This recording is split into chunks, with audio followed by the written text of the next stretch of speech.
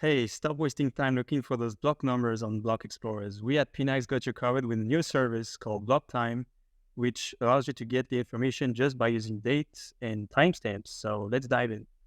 Okay, hi. My name is Etienne. I've been working at Pinax for about a year now, and very excited to show you one of the latest advancements we've made with Substream technology. So what I'm going to present to you right now is something called the block time service. So we're going to explore what it is, how it works, and how you can kind of use it as a template for building your own services with Substreams.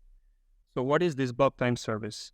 Well, one thing we figured out at Pinax is that whenever you want to use a substream or any substream related technology, you have to input a block range, right? So you have to say, I want to start at this block and end at this block.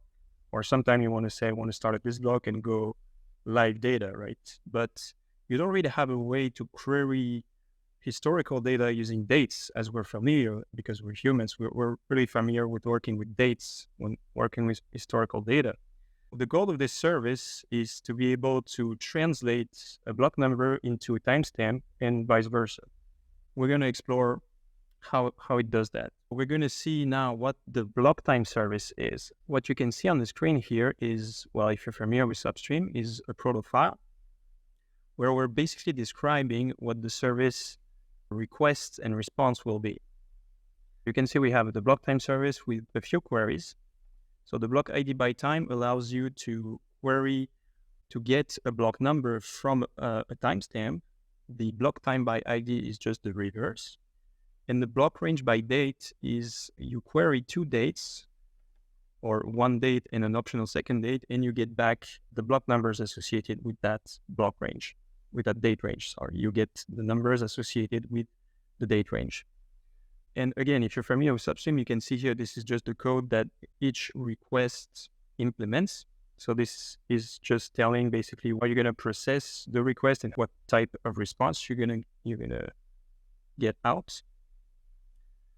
And so how does the service works? Well, basically it's just using a KV store. And to populate that KV store, we use a tool called Substream Sync KV, which has been developed by Streaming Fast.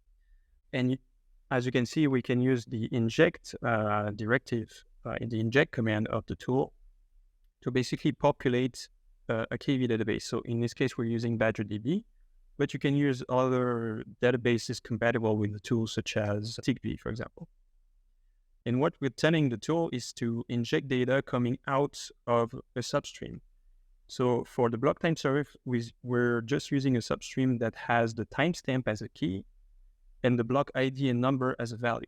And we're just basically storing that into a KV store. And when the user uses gRPC to query the service is just getting the right key and the right value and giving it back to the user. So we're going to see how it works in practice. So let me start the KV sync here. So this is the tool. The tool does basically everything in terms of injecting the data in the KV and also starting a gRPC server. And once it's started, it's going to automatically fill the KV store, and we can make queries to it. Let's say, for example, I want to query for a certain date. I want to get the block number. I can just use here gRPL, and I'm going to say, okay, use the query block ID by time with this timestamp, and we're going to get the block number. So we have the reverse query, which we can try here, which is block time by ID. And just to check that everything is working, I'm going to just input the number that we got from the previous one. And as you can see, we get the timestamp, which is really close to the start of day, because I've just inputted the date here, but I could have inputted the whole timestamp if we want. So that's very useful. But where it's very useful is when you use the block range by date query. Because as you know, you can use substreams, but you can only use substream with a starting block and an end block, or you cannot specify an end block if you want late data. But here, for example, I have a substream which is just going to record the token transfers on Ethereum. So if I started with just the latest data, we're going to get all the transfers from the latest block, right? From the live data once it starts syncing. Okay, we can use substreams, and I can show you like this ETH token transfer. If we start it with -10, it's just going to get the latest 10 block and output the transfers. Once it starts syncing, we're going to see the output here. Now we get, so as you can see, we have the data here of our ERC20 transfers. But that's for the latest 10 blocks. So say, for example, we want to get the transfers for a specific date range. How can we do that? Because we're only going to input block numbers here for the substream command. Well, we can use our block time service here. And we can say, okay, use it for, and you can say, okay, I want the first date is going to be this one and the second is going to be this one. So right now we're syncing from the beginning of the blockchain. So we're going to have really old data. But one thing we can do with the KV is also start it using a block range. So here I'm going to say, okay, I want the blocks from 17 million to 18 million, which is kind of the latest block on the Ethereum blockchain.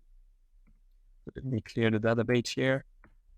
And if I restart, you can see the KV is going to be populated with the latest data. So you don't have to sync all the blockchain. You can if you want, but you can sync only a part of the blockchain. And then we can query like more recent data. So I think it's starting at 7th of April. And we're going to get maybe data for this whole day. Just going to wait a little bit. Okay, now it's already synced, yeah. So as you can see, it's going to tell us, well, it starts at this range and this range. So now we can use this information as the actual block numbers for our substream command. And this is how you get transfers for a specific date range. Very useful instead of, getting to a block explorer and try to figure out, well, where does this day start in the block explorer, etc. You can just use the service to basically get data for a date range instead of trying to blindly get the block numbers right. Okay, and this is really just, we're using everything in the command line here, but you can imagine that you can just use this in a backend and have kind of a front end asking for dates or something. It's really something you can build upon and get creative with. And I encourage you to check out the GitHub repo of the project. And if you want to build your own services, you can use the repo as a starting point for customizing your own service and building your own KV services with substreams. So thank you for listening and see you later.